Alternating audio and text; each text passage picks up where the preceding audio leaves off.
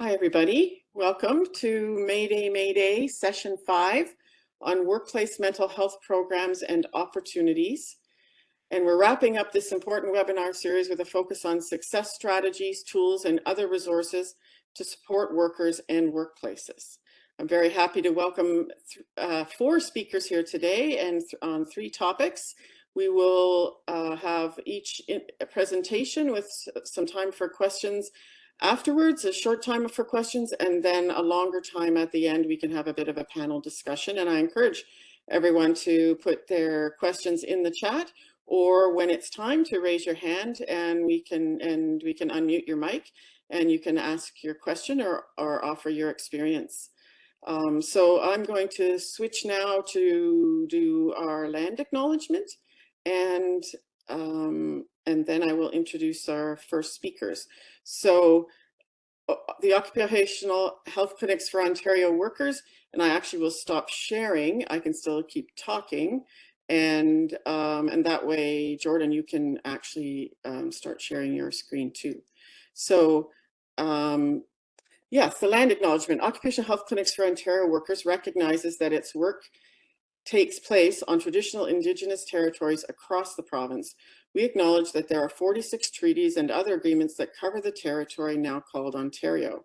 We are thankful to be able to work and live in these territories, and to the First Nations, Métis, and Inuit people who have cared for these territories since time immemorial and who continue to contribute to the strength of Ontario and to all communities across the province. So now I'm going to introduce the first session, which is on StressAssess, survey success, and a case study. And we have 2 speakers, Jordan Bray-Stone, who's the chairperson of the Air Canada component of CUPE Occupational Health and Safety Committee and CUPE Airline Division Health and Safety Committee, and Nicola Schnell, who's vice-chairperson of the Air Canada component of CUPE Occupational Health and Safety Committee. Jordan has been a dedicated health and safety activist in CUPE's airline sector since 2008.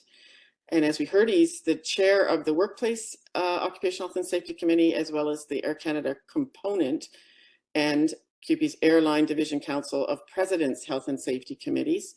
And he has advocated for worker health and safety in a number of settings, including before Parliament.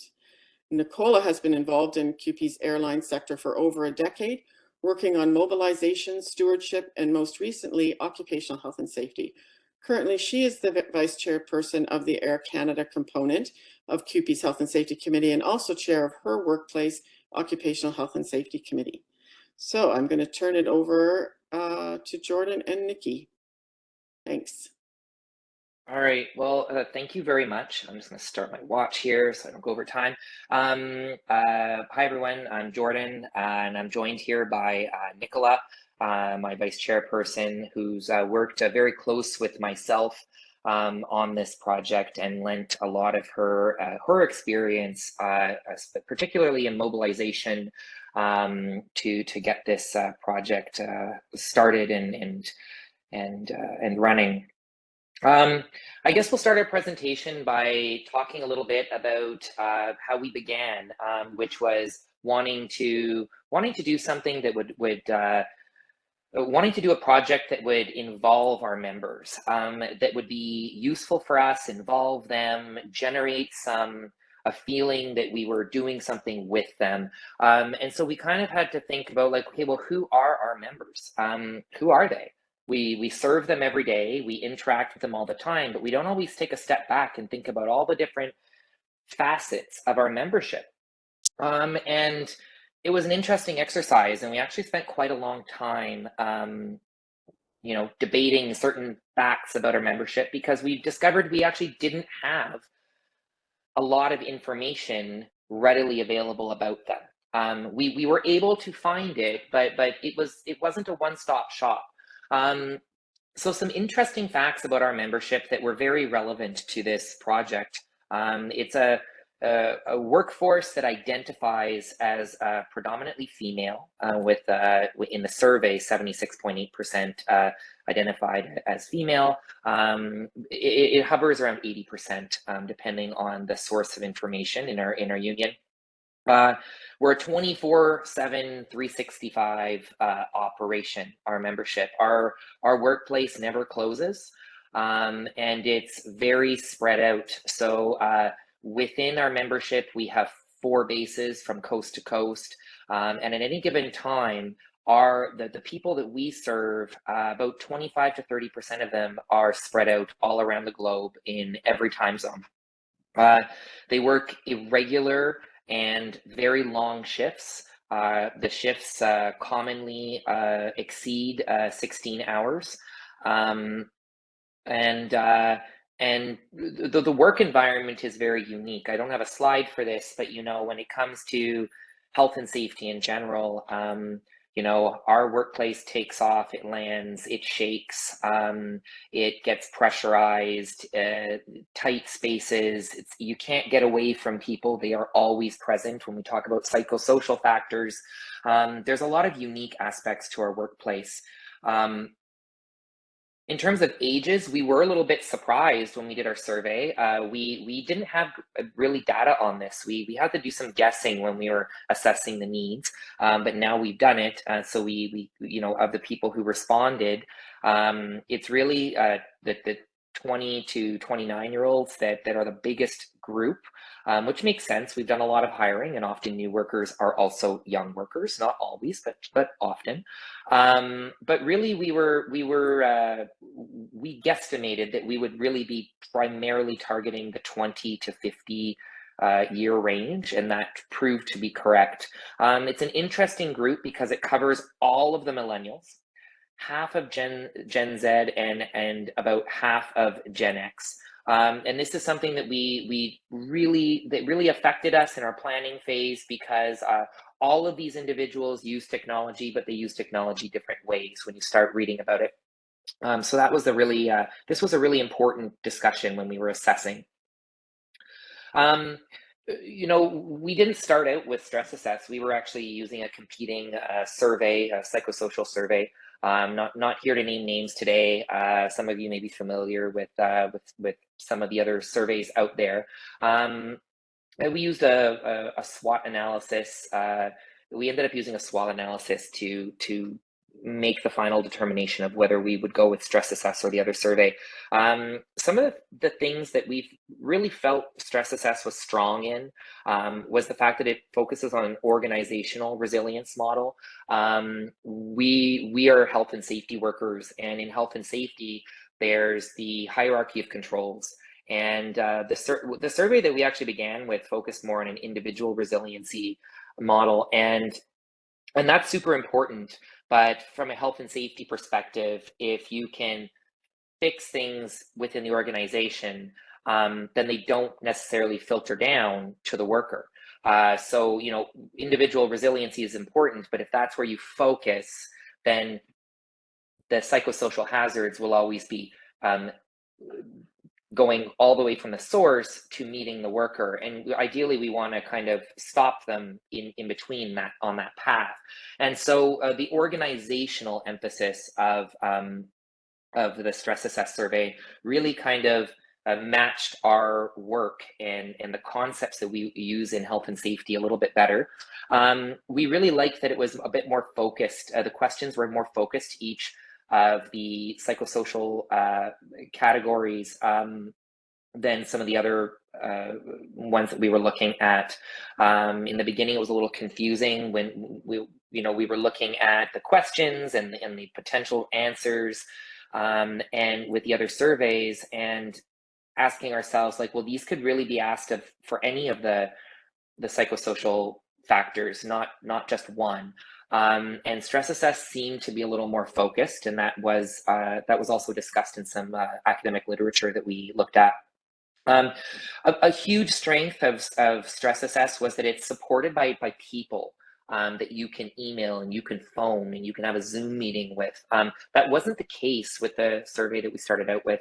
It was just kind of a big information dump, which was great information and great tools. But sometimes you need, when you undertake something like this on a large scale, you need support, and we had that with OCAL, and for workplaces over 500 with over 500 people, the SurveyMonkey platform is used, and that really worked for our accessibility because it's known. Most people have filled out a SurveyMonkey questionnaire at some point over the last few years, and it works on all platforms, all operating systems. It generally works on devices that are even older, so we like that.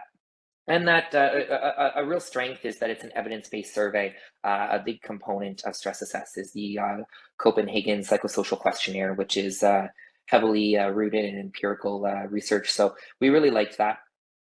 There are always some weaknesses to everything. Something that StressAssess didn't have that we were excited about with some of the other surveys was a parallel questionnaire for management.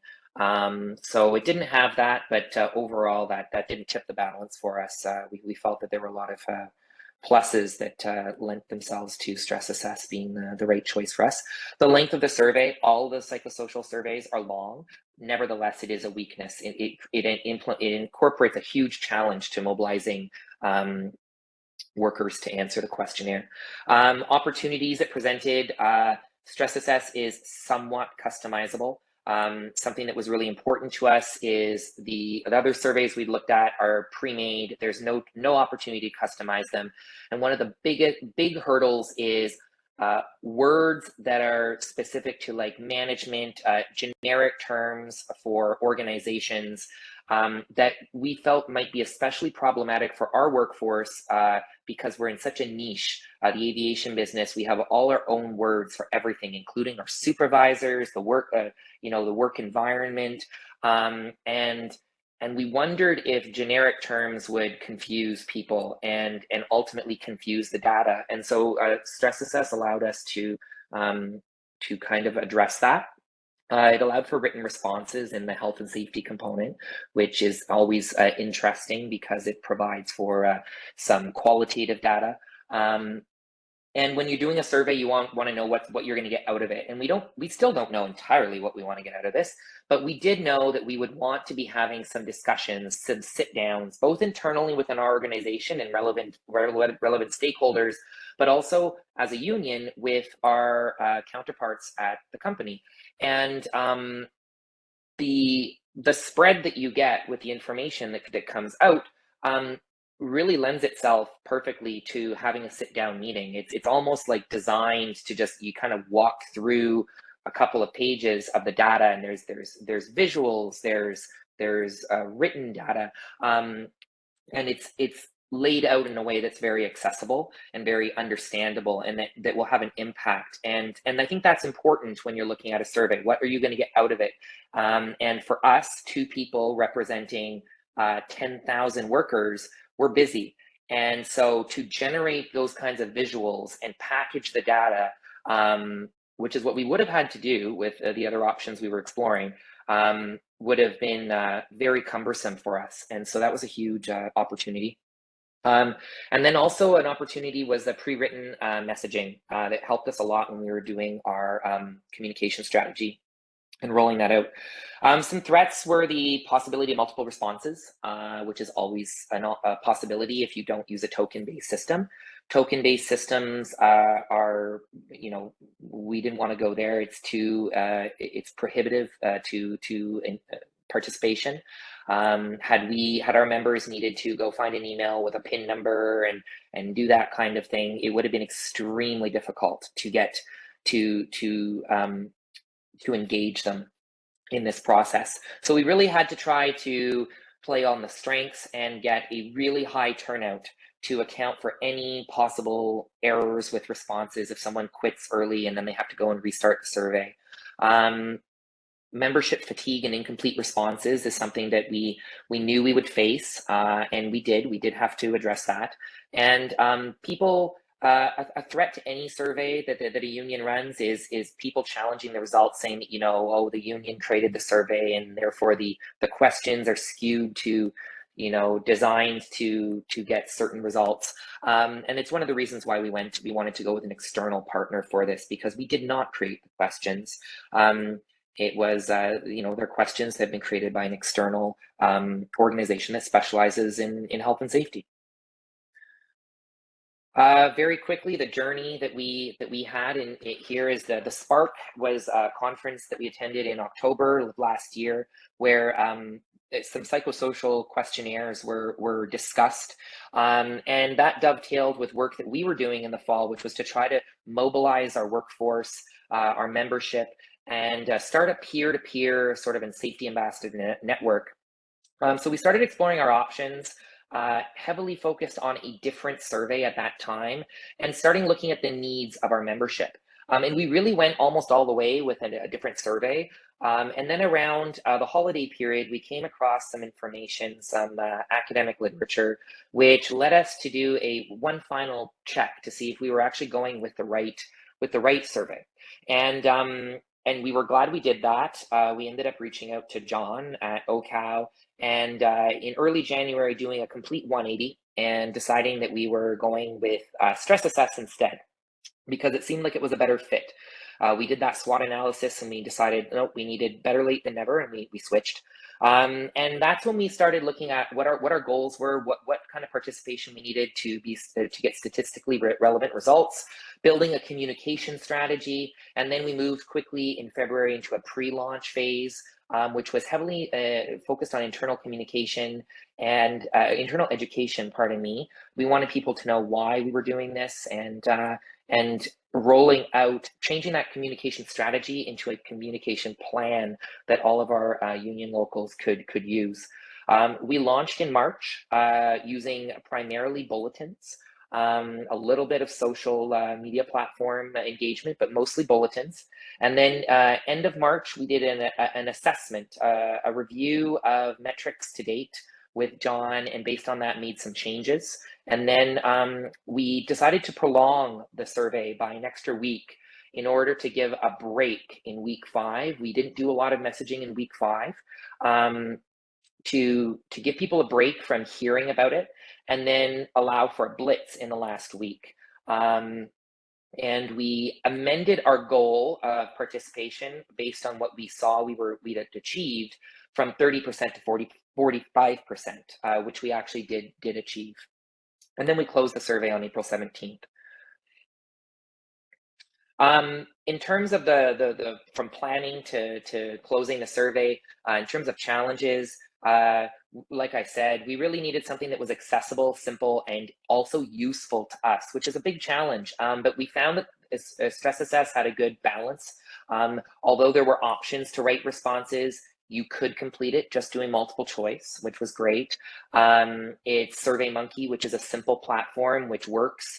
And then like I was saying, the data that it generates would be very useful to us. And we really, to address these things, we consulted experts, we read academic articles, and we did a needs assessment where we looked at that organizational versus individual approach. The preparation phase, like I said, a lot of internal awareness, explaining the why to people, and then also trying to figure out how we were going to reach the demographics. That's where we really looked at those age factors and did a little bit of reading about how the different generations are using, are accessing media. We use lunch and learns and educational emails primarily to educate within our organization at CUPE, and just basic research about demographics. Internet research is what we did, some serious Googling to look at how different demographics were going to engage us. Rollout, immediately we saw low membership engagement, and so we started discussing how to fix that.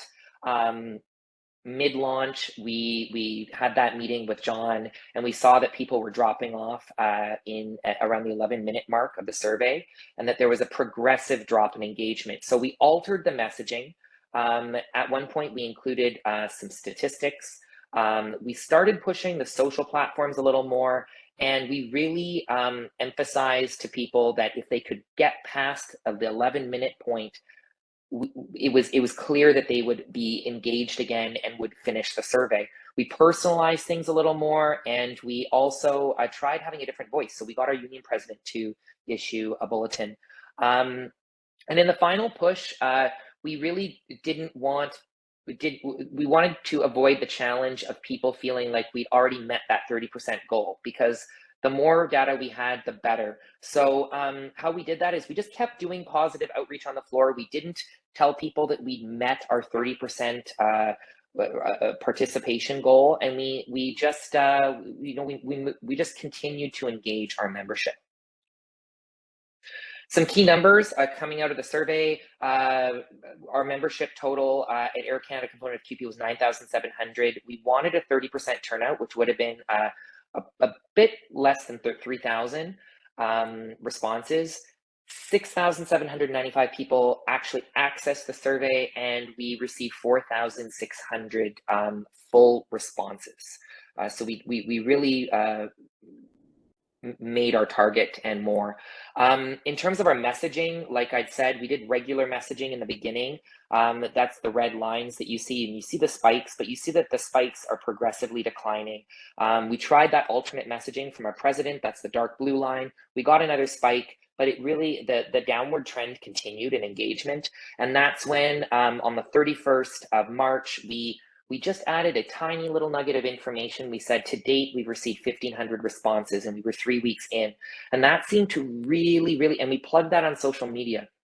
And that seemed to really drive peer-to-peer mobilization, mostly through social media. And you can see the tremendous response that generated. We actually thought it was a mistake. And then when we went on social media platforms, we realized that no, the engagement was really being driven. And I'm going to hand this over to Nikki. This is kind of our takeaways in terms of assessing where we'd gone. So Jordan has covered a lot of these in our planning and doing stages, but essentially getting our members to switch from being aware of the survey versus being motivated, giving them that tiny little bit of information really changed how people interacted with the survey. Once they knew what the goals were and they knew that we were only at 1,500, then there was considerably more people who were doing filling out the survey. When we decided for details, inspiration, and motivational, we decided to kind of let people run with it as much as they could. So we really tried with the very basic first details. This is the goal. This is why we're doing the survey. Then we included the 15%, and then we changed the messaging from more business to more personal, but we didn't give a lot more information. We really wanted people to understand the goals and then want to do it for their own benefit. So that obviously came with the be flexible and reassess, because we had pre-written all of our bulletins, and then we discovered as we were going through that we needed to make a bit of a change. That's where we brought in some of the personal messaging and our president's messaging. So some of our remaining questions. So looking back, obviously we had a fantastic turnout and we were so pleased with our results, but then you always ask the questions about what could have been done differently. Also, being on this platform right now, maybe other people are thinking about engaging the survey with their membership and what did or didn't work. So one of our biggest things we noticed was the members dropping off at the 11 to 13 minute mark. And that's actually where it went from the safety questions, which in our workplace, in our environment, we'd be very familiar with.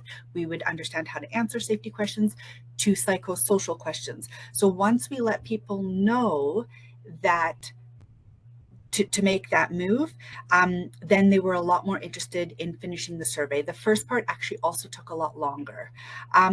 We were wondering about better times to run the surveys, whether summer, winter, spring, fall, what did it look like for school, that type of thing. But at the end of the day, we needed to get it going, and it actually worked out really well for us.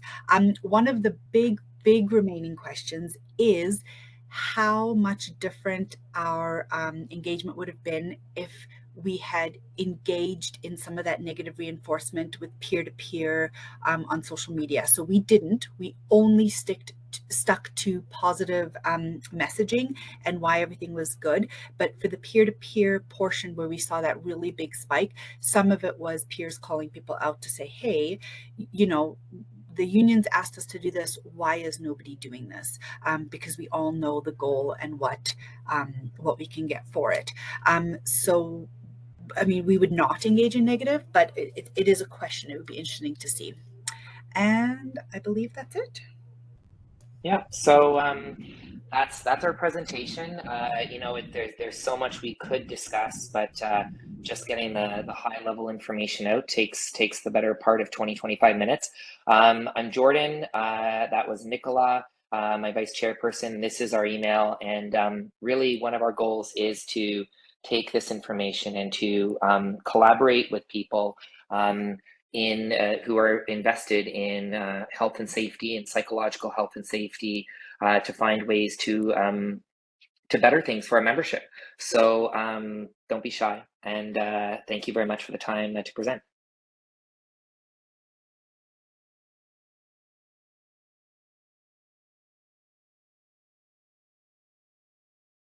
You're muted. John, actually, and I was going to ask you if you wanted to add anything, so I'm glad you jumped in there. Sorry, I turned on my video and failed to work the mic. And thanks for the detailed story of your journey with its challenges and its successes, and you know that it takes the sort of rolling up your sleeve and really engaging a lot of people to run a successful survey, and then to be able to sort of profit from the learnings in an ongoing way. So John, did you have anything you wanted to add before we? Yes, two things. First of all, an explanation of why 30%. Normally we shoot for 80%, but that's in smaller workplaces. But once you're over 1,000, statistical people who know about this tell me that the chance of non-response bias increases dramatically once you're below 30%. So that's why we had originally picked 30% as the bare minimum. But yeah, I was just overwhelmed that they were able to get 47%, and that was great. On the question of the 11 to 12 or 13-minute drop-off, this is something that pollsters see too. Talking to professional pollsters, they tell me that the optimum length for a survey is 7 minutes. And if people will tolerate a bit more than that, but it seems to be at the 11 to 13-minute mark is when they start getting fed up. And that's one of the reasons we actually emphasize that you need to tell people ahead of time how long they can expect to be on the survey. And you need to be honest, because if you tell them 10 minutes and they're at 15 minutes, they're going to be angry. And so you need to tell them that this survey takes at least 20 minutes to fill out. But yes, we can still explore some of the dynamics and see if the people who answered in the last phase were much different than the people who answered prior. Great, thanks. Actually, Jordan and Nikki, you could turn your videos on right now. You have to do it yourself, so I don't turn you on when you're doing something you don't want to be shown. So, and there was a question in the chat that I think came directly to me from Leonor, which was, what was the conference in which psychosocial surveys were discussed? Was it CUPE's? I think when you were talking at the beginning of the presentation about some of the different surveys, Leonor who works with us, wondered where that was discussed. It actually came up in a Q&A period at a Lancaster House legal conference, of all places, that was discussing, amongst other things, mental health. Yeah, that was in Ottawa in October. Great, and she also says, congratulations for the good participation of workers in responding to the survey. Maybe I can just jump in and say Leonor has worked with CUPE in researching health and safety issues with airline attendants. So she's extremely knowledgeable, and she helped me on this project. So I want to recognize her on that. You know, I didn't say it in the presentation, but even with our own membership, when we closed the survey, Some people actually expressed disappointment at a 47%, approximate participation rate. That the significance of that is like at the beginning of the presentation, we showed we're so difficult to reach because we don't work in offices. We are operating on our people are in every time zone in the world, and using different tools to communicate. Some people have tablets, laptops, and so you can't count on someone just opening their morning email. It really adds an element of difficulty to contacting people. Shift workers tend, in any industry, they check in, they check out, and when they check out, that's it. They're thinking about barbecues, their kids' soccer games, and these were very real challenges. And it's always a challenge to reach our members. It's not because they aren't engaged. It's because of the nature of the job, the lifestyle. And so for us to get 47% participation for a survey this long was a huge achievement. Mm-hmm. Great. And I don't know if you see Nathan's question in the chat as any further comments on the communication strategy and plans. And he's saying, I think tactics mentioned were bulletins and social media, but what else, I guess? Any more comment? We were setting up a peer-to-peer program, and we're still trying to get that off the ground. We're starting small, so they have been out there, and they have been. We wanted to get people out. Like I said, our workplace takes off. It's the plane, so we can't be there. We work in offices or from my dining room here, and so we had those people out. We had the boots on the ground. The actual, we call it galley talk. It's in most offices it's the water cooler, but for us it's the back galley. But that group was small because we were simultaneously starting up that program. For next time, it'll be bigger. Yeah, great. Oh yeah, we're interested in hearing if you're planning to run it again. I don't know if maybe I missed that in the presentation, if you're thinking about trying to do this as a baseline and have any kind of a plan in 2 years or 3 years or anything like that, or still, I presume planning, but interested if you've talked about that at all.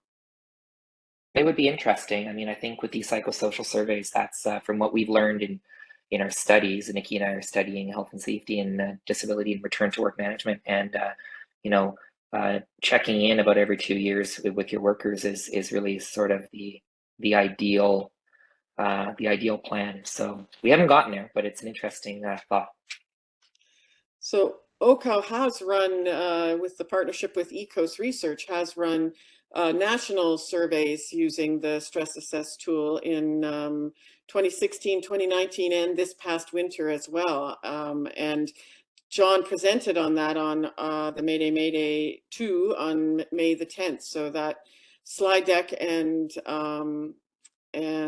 presentation, the video of the presentation is on the website if anyone's interested, because seeing there are changes that happen societally over time as well, and then being able to compare workplaces against what's happening in the background is part of the value of the StressAssess tool, that we can try and keep the national data for comparison current and relevant, and hopefully that helps workplaces too.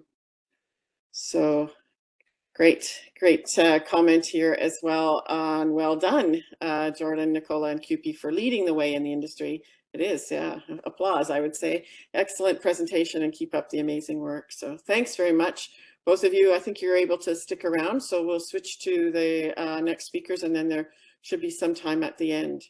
So right now we will switch to Esther, and I just have to find my introduction. So this is Esther Fleurimond, who's going to talk about Walk the Talk, creating a psychologically safe workplace. And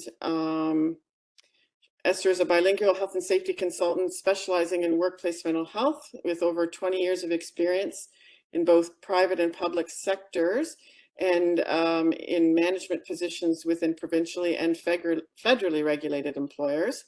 And in addition to delivering engaging training, Esther developed her expertise to identify and mitigate psychological hazards and support organizations to develop and implement solid action plans leading to positive, effective, and sustainable mental health strategies. She's been called upon to consult and conduct management audits on both physical and psychological health and safety for government departments in Ontario and abroad, which brought her in Africa, India, and South America. And Esther holds a graduate degree in occupational health and safety from Ryerson University and a business degree in administration, specialized in human resources and international business from University de Montreal. I'll turn it over to you, Esther.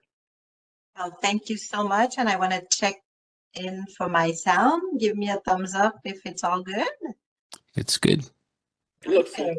And everybody can see the presentation fine, I hope. Walk the talk, implementing psychological safety in the workplace. So thank you so much for having me today, and it's such a pleasure to be here. I'm talking to you from the National Capital in Ottawa, Gatineau area, from the unceded territory of the Anishinaabe Algonquin people, and I'm happy to say hello Canada-wide to whoever is joining us today. So I'm a health and safety consultant, and I am passionate being part of a healthy workplace team from workplace safety and prevention services. You may say, well, who are those people? We are the largest safety organization in Ontario, and we service over 165,000 firms across different sectors. We have agricultural, industrial, manufacturing, and the service sectors, of course, inclusive of safe small businesses and the services with the provincial and federal government. So it's such a pleasure to be here. We're not for profit, and we want to share with you the free resources that we've developed over the last 3 years, because our focus is really to make sure people are going to work and coming back at the end of the week in a better state in terms of physical and psychological well-being than when they came in. And that's why we really focus on prevention, on consulting, on training. And we have also people in confined space, ergonomics, people specialize into manufacturing, racking, so you name it. So we are 250 consultants really eager to come and support any organization, small, large, or medium. Now, what you may say is psychological health and safety. Like you hear it a lot, you know, it's the theme of the hour now. There's not a day without us talking about mental health, whether it's in the news or, you know, on social media. And we really want to focus on safe space. What is a psychological safety? It's for me, Esther, to be able to come to my work and say, wow, I have the strong belief, like Amy Edmondson mentioned. She's a Harvard professor at and has been studying psychological safety, and I really like her definition that says, you know, it's the belief that no one will be punished or humiliated for speaking up with their ideas, their concerns, their questions, and they are, most importantly, allowed to make mistakes. And that creates an innovation, an area where your environment is thriving. Why? Because I'm allowed to say, wow, this idea of yours that you think to expand your organization, to do this new project, I don't think it's going to fly. And so because I have the psychological safe environment to say so, you're saving a lot of money, time, and effort, because everything will be revisited, just because people was honest enough and willing, because they felt safe to be saying, let's take another route. So let's think about you and every one of you. We always compare psychological safe workplace like a place where you can be at your best, but really, as human beings, we're not always fully charged, are we? We're a little bit like a battery, just like your cell phone battery. You probably charged it today, right? And expecting your cell phone to work well and to make sure that you can receive and provide calls. But we are at different times of day, year, or month, at different areas. I'm not going to ask you where you stand, but you probably may be really captured by being fully charged today, like this beautiful blue turquoise at the top of my charging battery scale here. Or maybe you do feel empty. And it's hard and it's difficult. You made it to this Mayday session, but boy, it took a lot from you. And our employees are everything in between. And we want to acknowledge that by making sure we establish trust and connection. Why? Because we know you will remain in your work because you have at least one or two solid connections within your workplace, people you trust. You have provide as an employer, you have provided safety to them, and as an employee, you see a positive increase and engagement with your peers. You've been able to develop teamwork and maintain retention as an employer because people want to stay and work there, and that creates motivation. So what else is there to be done? Well, there's also the compassion. We seem to have forgotten that human beings are not machines, and we cannot squeeze and press and extract everything we need and then no longer make them available and push them aside. When we are looking at years to come, we need a lot of more increased perseverance in terms of us leaders and management, as much as employees, because building empathy is so critical within our workplace today. It strengthens acceptance for each other. Diversity and inclusion is a part of the really important voice that people can have, and it also shifts attitude, isn't it? But what we want, of course, as an organization is to make sure that we provide autonomy. You don't want to be micromanaging, do you? You don't probably like to be micromanaged. And if we were in person, I would ask you, raise your hand if you love that micromanagement. I'm not sure anyone would raise it. So we want to set expectation and provide resource. That's probably, if you are like us, as part of something that has been, as you know, in Canada, we're at the forerunners. We are the only country in the world with a national standard, making sure we have a recipe for psychological health and safety in the workplace. Isn't that phenomenal? And so for that, this is a great tool. You probably are very well versed into it, or maybe not. But the standard is amazing in the sense that it says it's providing you with prevention, promotion, and guidance to stage the implementation of such great workplace. But how do you do that?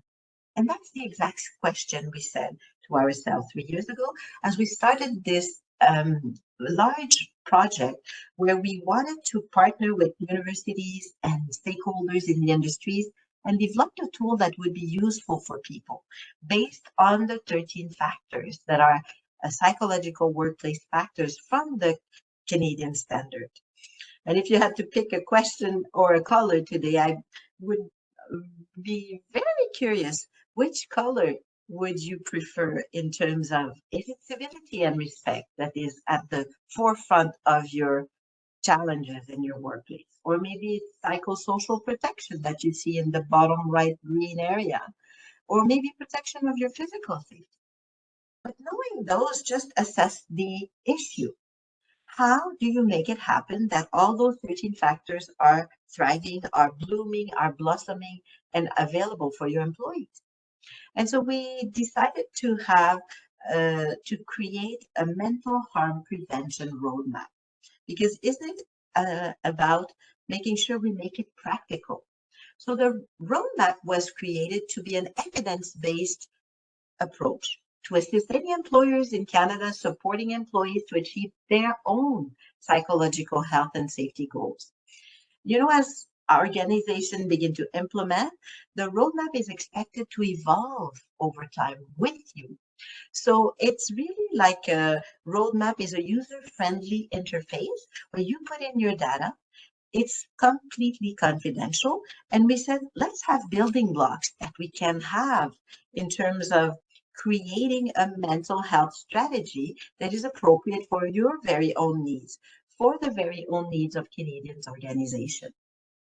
And to start that journey, we certainly wanted to make sure that we had a guiding starting book. So we call it the Start Guide, and you have all this available for free on WSPS.ca. And when you look at it, it tells you, well, where am I really? I want to assess what is it that I'm doing. Am I getting started in things? Am I just at the early onset of the road and the journey towards a psychologically safe work environment for everyone? And which of those building blocks do I have to tackle? Is it, as you see in the center, foundation, support, or planning? Or maybe I'm gaining momentum. I've allocated resources to be there. I have a budget. I make sure leadership is on board. And the culture is starting to change, and connections are being, coming to fruition. And then we reach the prevention of mental harm. And the last step is raising the bar. As you noted, this is in a format of a roundabout. I can decide at any point what building block I should take on, depending on where I am, what I do, what is my industry sector. And what we've listed here for you is in a linear way, but it could be taken in any way, shape, or form, because each building block helps developing a solid action plan to implement a psychological safe workplace. So let's dive a little bit more into this. Will you? And feel free to put any questions in the chat as we progress together with this getting started, this level 1. All of this building has been really put together between WSPS, Workplace Safety and Prevention Services, and someone you may know of, Dr. Bill Howitt. He's one of the thought leaders in Canada in terms of mental health and psychological safety. And so we decided to say the first building block, number 1, the foundation, it's really to establish your organizational readiness. Am I ready? What do I need to invest? And is the senior executive with me on that? The second one really is to seek the support. What support do I already have within my organization? You may have employee assistance program. You may have peer support. You may have debriefing, or you may have people working together to promote mental health and prevent mental harm. Is it well known in your organization? Do people even know about the different tools that they have? And if not, within the support building block, we help you to thrive in terms of making sure people within your local area, or if you're corporate, are able to make sure they take part in terms of those supportive tools. Then the third one is to decide what action you will take to create workplace mental health. We always recommend to have it tiny but mighty. So it's better to take 2 or 3 objectives, small, but you know you will accomplish them in 2023, 2024. Then you move on to the building block number 4, which is the leadership. If I had to ask you, and you're a leader, a manager, what is within your organization helping you to promote mental harm, prevention of mental harm rather, and promote mental health? Is there anything? Is there any training? Do you feel supported yourself as a leader? Because it can be very lonely to be there.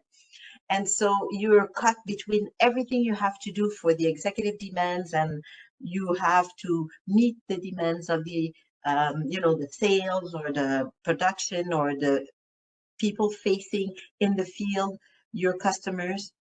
But how are you supported? And then building block number 5 is extremely important in terms of changing the culture, identifying specific actions that can help you shape a positive workplace culture where you want to promote civility and respect, of course, and teamwork, and many more things that are dear to your values and your mission. And when we explore then the level 2 gaining momentum, you also have the connections. What is helping your employees to connect with one another, particularly in this era where everything is managed virtually? You mean if you're like me, I haven't seen my manager for months We talk to each other on Zoom and MS Team and WebEx and any other device, but really this strong, inclusive community that you want to have. How is perceived isolation for your staff? How is loneliness? How is then in building number 7, the prevention? What are the actions to proactively reduce the risk of workplace mental harm? And we know loneliness has been a key factor, particularly in the last 3 years during COVID, isn't it? So when all this is said and done, we reach the level of excellence. We call it excellence not because it's perfect, because it's continuous improvement, and we keep applying those principles of plan, do, check, act, as everything is based on it, as we are health and safety, professionals. But you also want to define there what will be sustainable. How will you continually improve what you've invested in to make sure now you have a system, just like you may have a physical health and safety system to make sure nobody gets hurt within your workplace. What are we doing to do a psychological health and safety management that is embedded in our policies, in our procedures, in our performance, in our connections, in our plan developments? And so there you reach the raising the bar level.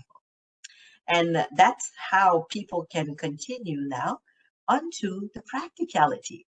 So we made it practical in the sense that anyone, not only in Ontario or in Canada, but anyone who has access to internet can join this beautiful journey. We have already 500 organizations that have registered for free in terms of going into our roadmap. You go into the registration page, which is mentalhealthroadmap.wsps.ca, and they create their very own login. You may say, Esther, how come? Because we want to protect every single piece of data that is inputted, because you will into it look at customizing your very own plan, looking at making sure you have assessed the activities. What are the goals you want to have? You will be discovering a dashboard where you will have results and data from what you've inputted. You'll have a different layers of assessment that you can conduct, simple, easy, and doable. And you want to ensure your employees are aware of what is your views in terms of psychological health and safety. Do they even know about it? Do they have a particular area? This is an example where we would focus, for example, on burnout for those of us who have been facing field work and frontline people that have kept us, either alive or fed or supported during the pandemic. Many of us are reaching the end of the rope in the sense that we're exhausted all our resources. So as an employer, how am I going to socialize the program to my employees? How am I going to customize it for the managers? So I do have activities that I'm planning to do, probably an evaluation that is embedded into what I want to do that is available. You'll have a video for each of the building blocks that you can see with Dr. Bill Howard looking at the different facets, how to tackle such a large view of saying, I want to implement the national standard, but where do I start? And you'll be able to identify your very own resources and external resources to make sure accountability is built within your different actions. And then, of course, you'll have the ability to print your action plan, socialize it with your partners. Maybe it's HR, maybe it's the management, maybe it's the head of the union, maybe it's the different stakeholders that will make this plan working.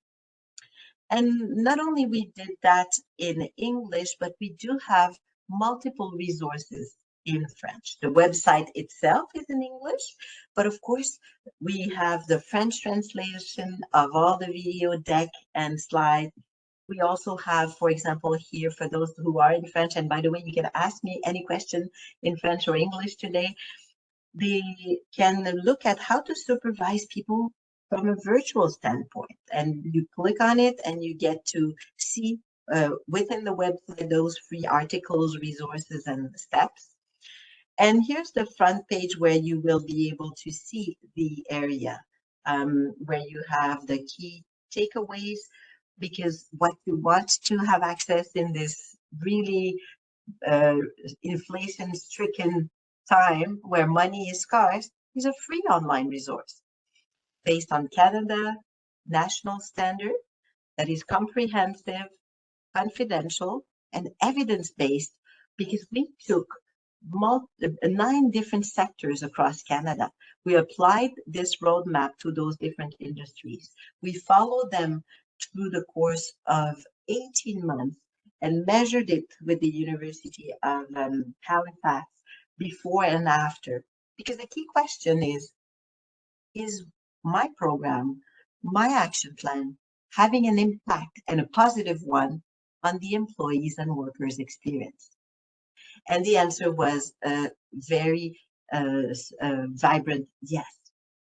So that's why we invite you to take advantage of our mental health roadmap.wsps.ca website.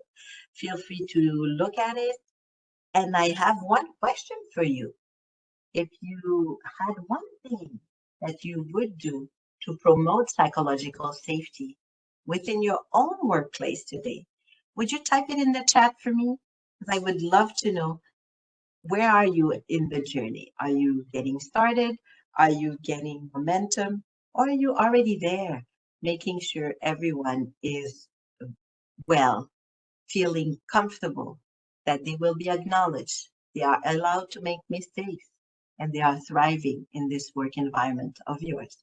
So thank you so much. If you have any questions, I'll be happy to answer them. Merci beaucoup. Au plaisir. And we're just a phone call away. I invite you to go to Workplace Safety and Prevention Services. And here's the question. Feel free to put it in the chat. Val will monitor that for us. And on behalf of Workplace Safety, thank you. Merci.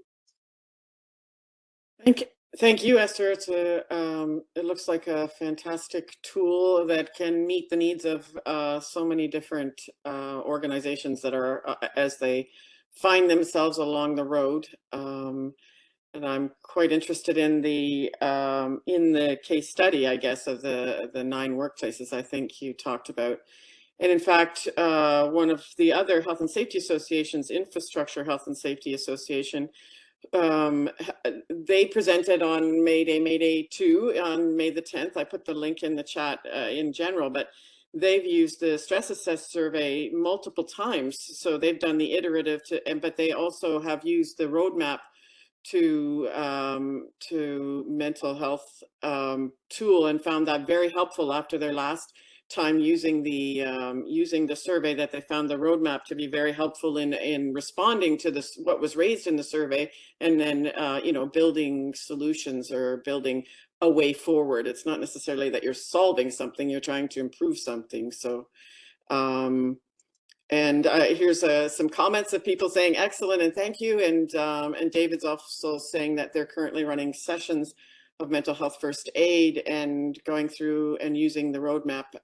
He says it looks like a fantastic tool. So I don't see any other questions right now, so we probably should just switch to the next speaker, and then if there's time at the end, we can have a discussion about the array of tools and how they can be used at different times, even depending on the needs of the organization. But once again, thanks very much, Esther, for coming, for presenting, and for sharing this wealth of free resources to everybody here. Thank you so much. Yeah, so if you can stop sharing, or Tegan, you can just start sharing. And in the meantime, I will go back and find my, first of all, the title of the talk, which is on Psychological Health and Safety Program and Resources by Tegan Slot, who is the Manager of Workplace Wellbeing with Public Services Health and Safety Association, which is one of the 4 sector-based health and safety associations in Ontario. Tegan is a registered kinesiologist, Canadian registered safety professional, Canadian certified professional ergonomist, and holds a Master of Science and PhD in biomechanics and ergonomics. She takes a collaborative approach to health and safety solutions with a focus on cooperation, connections, and partnerships to achieve meaningful outcomes for public sector workplaces. In her early career, Tegan leveraged her education and research experience in ergonomics to build and implement comprehensive MSD prevention programs for several large teaching hospitals across Ontario. In her current role, her primary area of focus is workplace well-being, with the increasing recognition by employers for the need to support worker mental health by fostering a psychologically safe workplace. And most recently, Tegan led the development of a prevention-focused psychological health and safety program and leading practice assessment tools, including an occupational psychological risk assessment tool and job demands descriptions supporting stay at work and return to work after physical or psychological incidents or injuries. And we did actually have a presentation on some of those tools last week by Tanya, one of Tegan's colleagues. So I'll turn it over to you now, Tegan, to present. Thanks. Thanks, Val. As I've shared my screen, I hope everyone can see it and can hear me, because you've all disappeared now that I'm sharing my screen. So let me know if you can't. We see you and your slides, so it's great. Awesome. Thanks. Fantastic. So I also mentioned that Val has a copy of the slides, and we'll share them afterwards if you're interested in any of the tools or resources, or connecting with me after the brief talk. She can share them out. You'll notice probably that they're in a slightly different order if you take a look at them from what I'll be chatting with you here today. And that is because I do really love being sort of the ladder in a series of speakers, because there's a great opportunity to build on all of the content and the discussions that have already happened. And so as Jordan and Nicola and Esther were talking, I sort of rejigged just a little bit. So we're not oversharing some of the same information, but still providing some great tools and resources for you as you're building your psychological health and safety program and looking to enhance worker well-being. So similar to how Esther shared about WSPS, I'll share that PSHSA is also one of the partners in prevention in Ontario, and we support the public services sector. If you're not familiar with PSHSA, so we work closely with health and community care, public safety, education, government, and municipal workplaces across Ontario. And also similar to Esther, I am actually also located in Ottawa today. And for the most part, and most of our consultants are sort of across the province to support you wherever you are if you need to reach out. So I'm going to talk today mostly about preventing psychological harm using a job-based psychological risk assessment. And you might ask yourself, well, what is that? And where does it fit sort of within a prevention-based approach to psychological health and safety? This is PSHSA's we call it our little placemat on psychological health and safety program. And we've categorized program components into prevention elements, intervention elements, and recovery elements. And they line up nicely with what you may already have in place in your health and safety programs across your organization as you're following your health and safety management system approach. And so today I'll be speaking a little bit about primarily how we fit within hazard recognition and control for psychological factors that may impact worker psychological response and mental health, and may potentially impact or result in psychological harm. So we heard from Jordan and Nicola and Esther on the organizational factors that impact psychological health in the workplace. I'm not going to go over those a lot, but we know that there's 13 psychosocial factors plus 2 specifically to healthcare, which are self-care and moral distress. And there are multiple tools out there I mean, not multiple, but there are a couple different tools that we've heard about and probably are familiar with and potentially have used in our workplaces to assess psychosocial factors in our workplace. And so the two that sort of come to mind most often are Guarding Minds at Work and StressAssess. And so we had an awesome presentation earlier about use of the StressAssess tool, and I can't speak highly enough about it either. I've gone through the tool. We've gone through it at PSHSA internally in our organization. And we've also supported multiple workplaces that have gone through the tool and are looking to dive a little bit deeper and understand what the root causes or the contributing factors are to how they scored within the StressAssess survey, and then work on developing an action plan to mitigate risk as a result of the factors that are present in the workplace. So just amazing support from John at OCAB to going through StressAssess. So again, can't speak highly enough of the tool and all the amazing outcomes that come out of it. But these tools assess the organizational factors that impact workers' psychological health and could result in psychological harm in workers. And it's phenomenal to address organizational factors and take an organizational approach. But sometimes we're not, as a workplace, ready to assess organizational risk. We're not in a cultural place where the readiness exists. And sometimes we know what happens when we take a survey-based approach and the organization isn't ready, and people go through all of the effort of filling out the survey and all those pieces that Jordan and Nicola spoke about earlier about, you can have survey fatigue and you might end up with a bit of a drop off halfway through the survey just because it's a lot of information to go through and to share.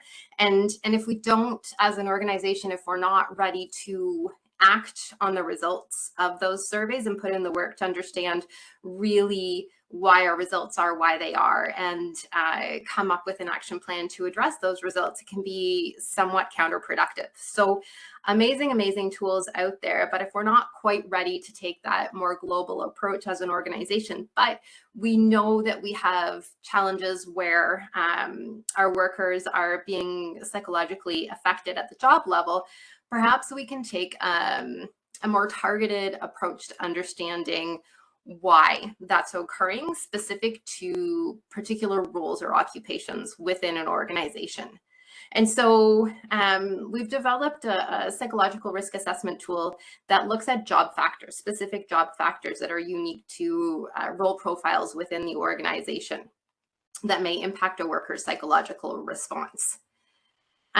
So when would we use this? Well, sometimes we recognize that in some roles, in some positions within our workplace, we see, increased rates of absenteeism or increased presenteeism, or maybe we notice that the culture within a particular department, within a particular role isn't particularly great. Sometimes there are there's a multitude of contributing factors. Maybe if we take a deeper dive into our EFAP and benefits usage, we see that there are particular roles, if we have data that's that granular, that seems to have a higher usage, for example, of our particular benefits and EFAP programs. And so if that's the case, maybe there's benefit of understanding, well, why is that particular people within that particular role affected differently than different roles within the organization? So taking a deeper dive for that particular role. And so what the job-based psychological risk assessment does is it looks at job factors categorized into three primary categories, which are job demands. And these are the job demands, the demands that are inherent to the job. So while there's many types of job demands present in the workplace, here within this tool, consideration is given to cognitive, physical, and environmental job demands, as well as the physical, psychological, and/or emotional exposures that may be present while performing the job tasks.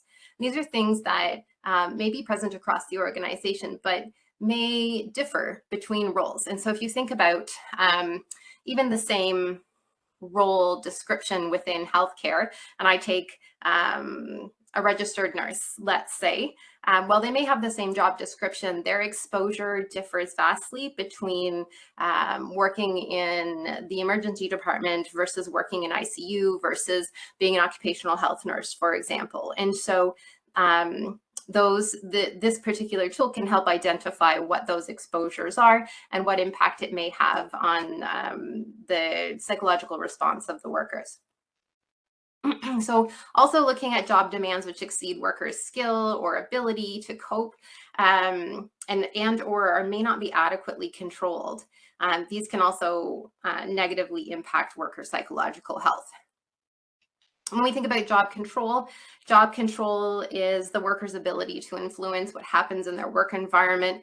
It could include control over work tasks, pace of work, physical movement, control over the social and technical environment, and freedom from supervision.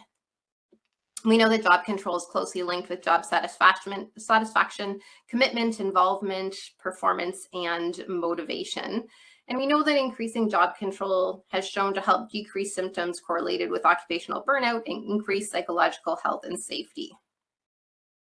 And then finally, we look at job supports. So these are the supports provided to the worker to enable them to adequately perform their job tasks on a day-to-day basis. It refers both to practical tools, materials, and equipment required to perform job tasks and the emotional supports to enhance workers' ability to navigate the work environment. So if we take a little bit of a closer look at what some of the job factors are within job demands, job control, and job support. Job demands include, again, things like cognitive demands, physical and environmental demands, physical exposures and emotional exposures. Job control is autonomy, working outside our scope of work, and also possibly looking at working outside our values and ethics. Job supports, again, are employer supports, the supports we receive from our supervisor, and then also thinking about the support that we receive from our coworkers.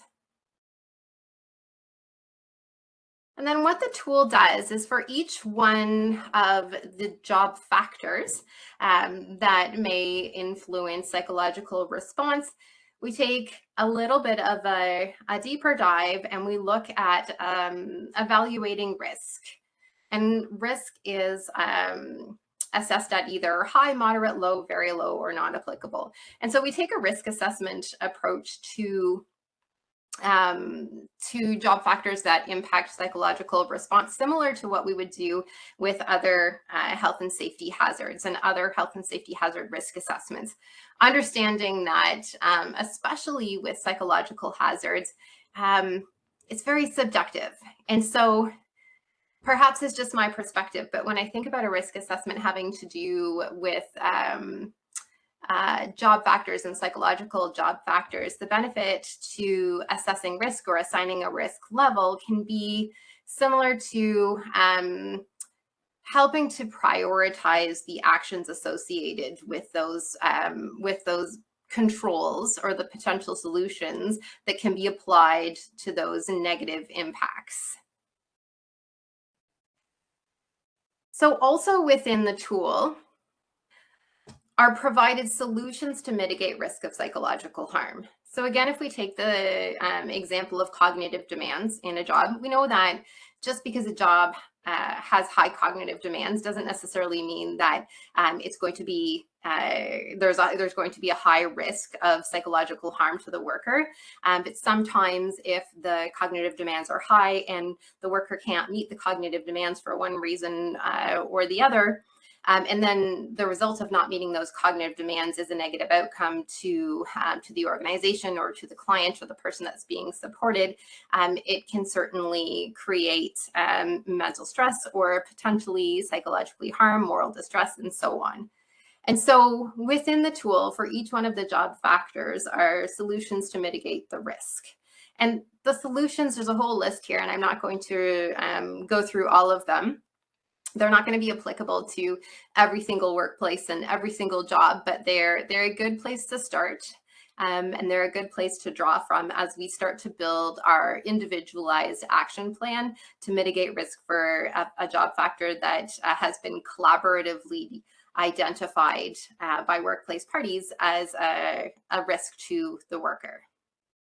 And so that's another piece that I hadn't mentioned, is that when we go through and we use this tool and we do a psychological risk assessment, job specific risk assessment, our approach has been to involve all of the workplace parties. And so when we facilitate the assessment, we facilitate it with the workers that are doing the job itself, the supervisors that are involved in supervising the worker, the labor partners within the organization, so any unions that would like to participate, and the Joint Health and Safety Committee members. And so it typically tends to be a collaborative discussion, either with all groups or potentially sort of with two separate groups, so that we come up with an agreed upon risk rating for the particular job factor, given as many perspectives as possible.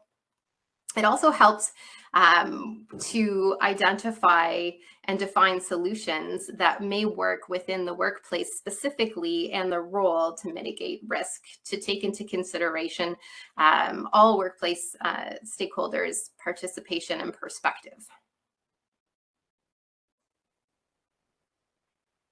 So, being the last speaker for today, I have the pleasure of calling you all to action. Esther did this a little bit in her presentation as well, but being that we're at our 5th Mayday session, and this may be the last presentation, I'll take a moment to call to action our senior leaders, our middle leaders in our workplace, our frontline leaders, and our labor leaders, who all have a role to play in psychological health and safety in the workplace.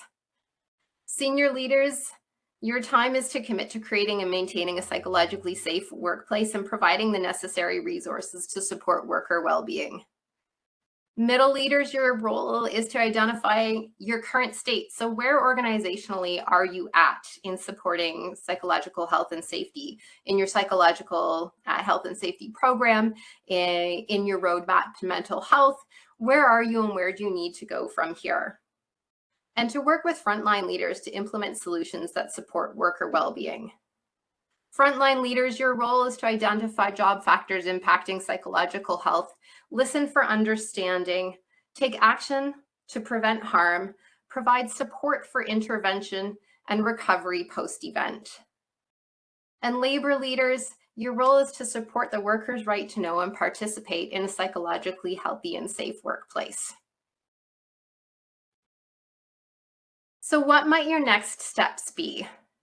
Maybe it's to engage with a health and safety consultant.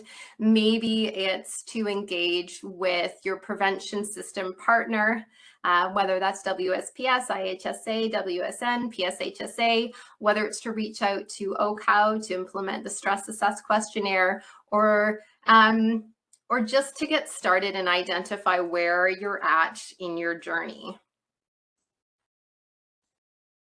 PSHSA, similar to WSPS, has a set of resources that can support you, help you figure out where you are. We have a program checklist, so that placemat that I brought up right at the beginning about 15 minutes ago. If you want to know sort of where you're at in terms of what you already have in place that you can draw upon, we have a checklist that you can go through to see, all right, what do I have in place? What meets my needs? Where do I need to get started? And where are my next steps?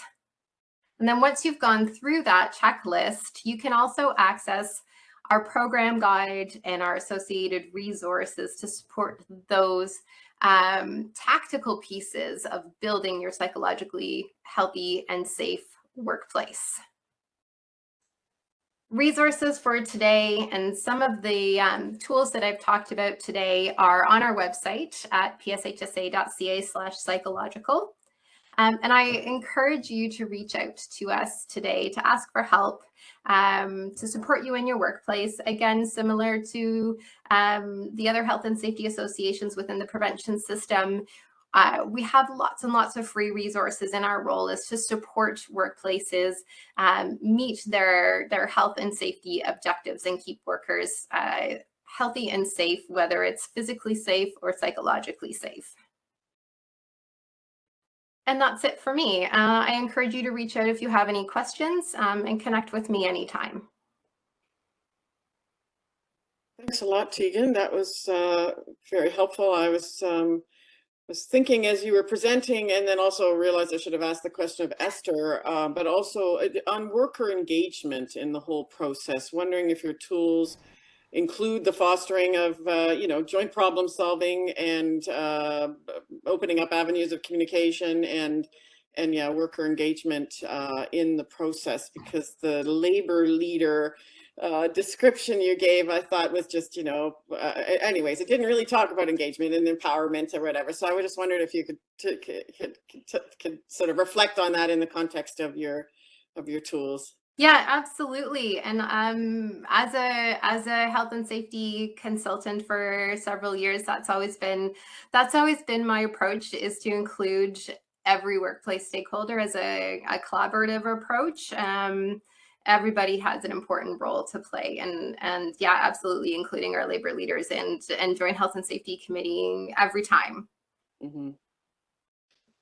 We don't have any other questions in the chat. I was also wondering, I guess, do any of the tools, given your background in ergonomics and psychosocial or psychological health and safety, which I think have, you know, I think they intersect, I think, but I'm wondering if any of the content, or if there's any, you know, a crossover approach within that toolkit or elsewhere at PSHSA on the impact of psychological harm on physical injury and on pain. And actually we started MAYDAY talking about addictions and addiction prevention in the context of injury prevention and then harm prevention in terms of dealing with chronic pain and things like that. So anyways, just wondered about the crossover of ergonomics and that kind of perspective.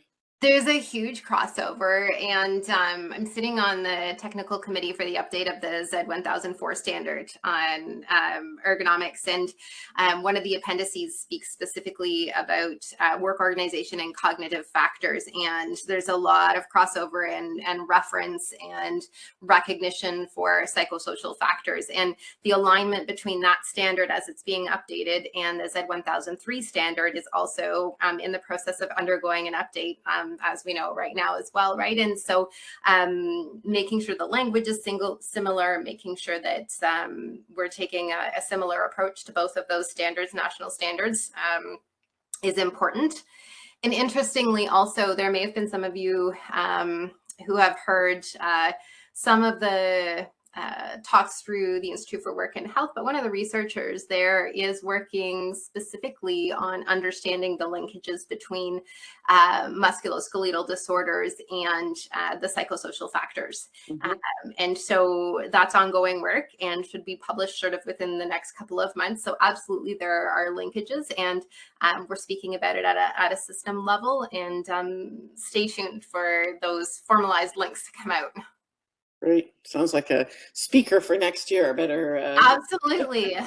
If not sooner. Maybe we don't have to wait a whole year. Yeah. That's great.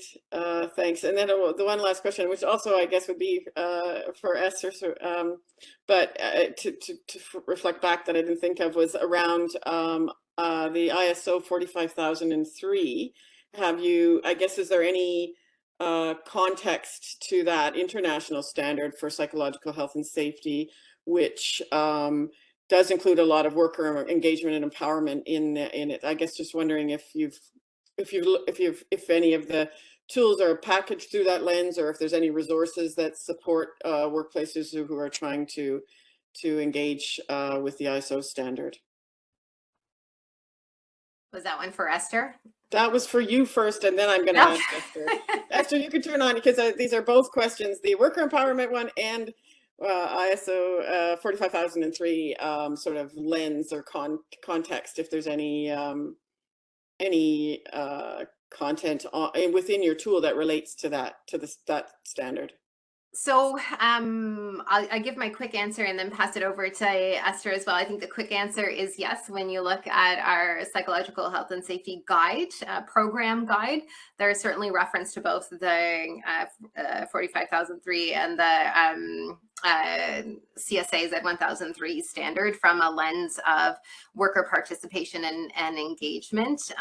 So that's my quick answer for that. The occupational job-based psychological risk assessment tool doesn't have that direct linkage to that standard, but there is overlap. If you're interested, let me know. I'll go through all of the job factors, but there's certainly overlap between the job factors outlined within the tool and the psychosocial factors identified within various standards, not just nationally, but internationally as well.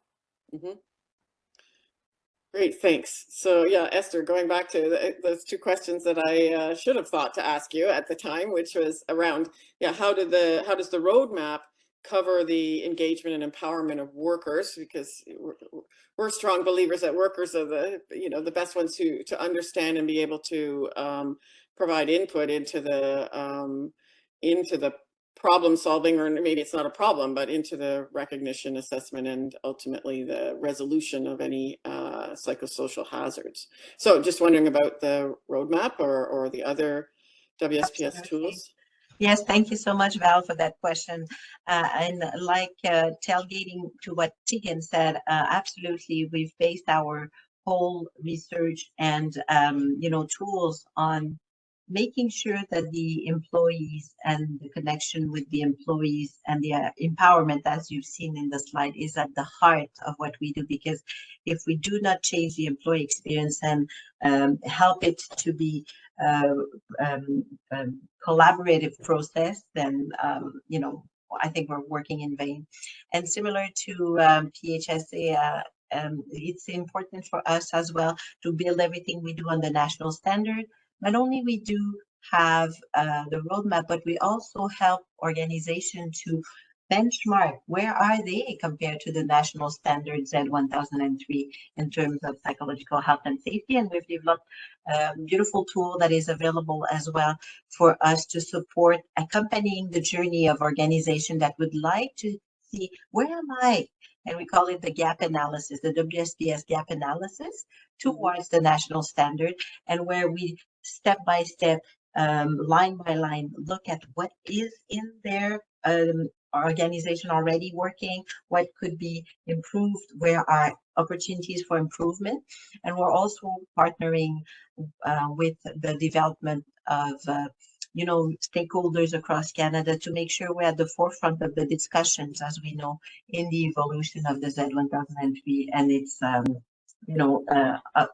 implementation, and particularly in the context that it's going to be updated.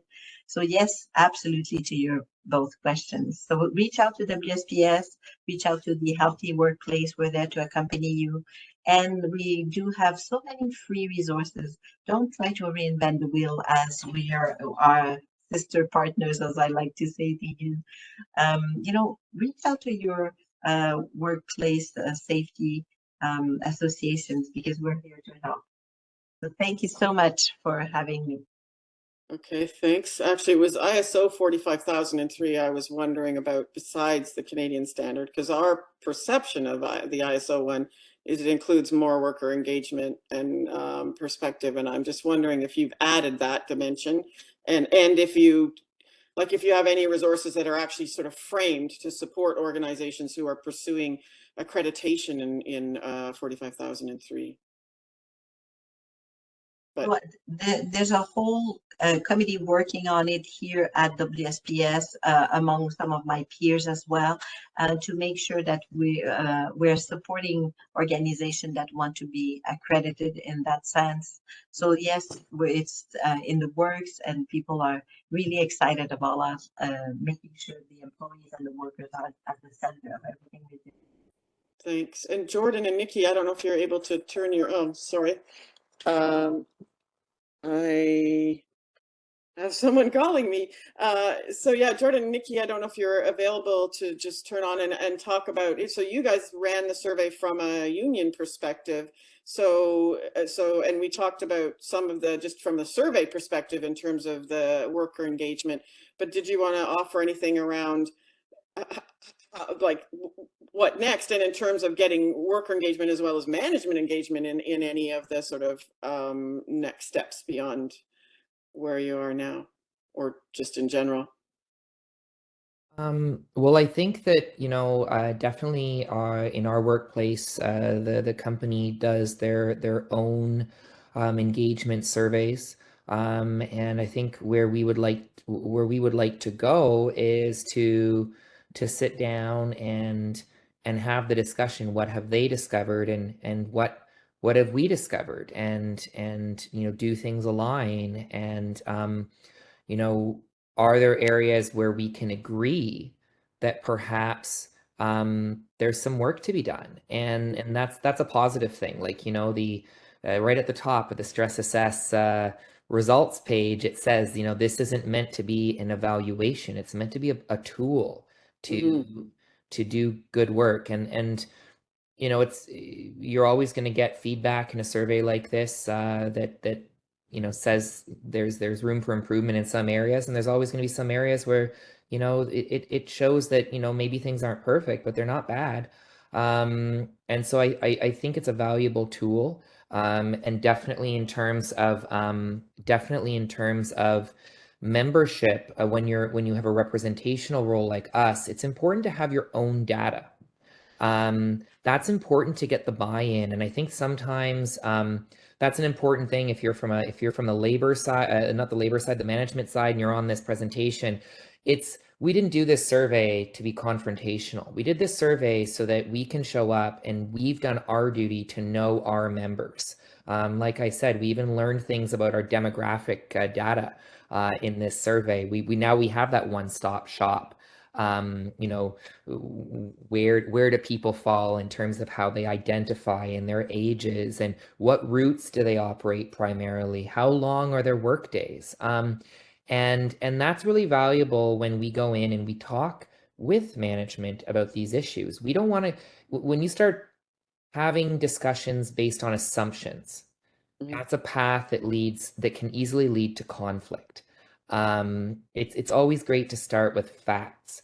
So I don't know if that really answers the question, but that's why we did this, and I hope that it does help. It does promote those conversations and help us find areas where we do have common interest between labor and management, to move the important topic of workplace mental health forward. Great. Thanks, Nikki. Did you want to add anything else? No. John, did you want to add anything else from having worked with all these organizations and worked in workplace mental health and in worker engagement and empowerment and problem solving? Do you have anything you want to say? No, it's just great to see. I started this work probably 2 decades ago, and at that point, employers objected to the mention of stress as a health and safety issue, and I think we've come a long way, and it's really great to see all the organizations, supports, and tools that are available to workplaces. And originally we started StressAssess because workplace parties were telling us they didn't have tools to deal with stress in the workplace, and I think we're reaching a point where the tool is no longer the obstacle to doing something about StressAssess. Now it's the motivation to be willing to use the tools to improve. Mm-hmm. Yeah. Great. Thanks. Well, and that's why we'll continue talking about it and sharing each other's resources and sharing other resources that we come across, and that's why we've turned Mayday into what was a one-day session where a bunch of us got in a room and shared some stories and information and research into this 5-week webinar series, and we try to feature different aspects of workplace mental health, as well as different solutions and tools and resources to help, because workplaces are on all different stages, and workers and individuals in trying to make a difference in their workplace. So thanks to all our speakers today. Thanks particularly to the audience who've come and shared this afternoon and many afternoons with us this month.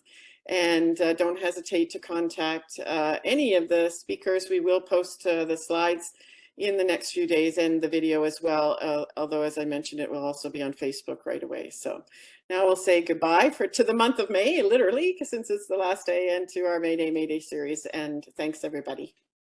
Take care and be healthy and well, and safe travels over the summer. Thanks. Bye-bye.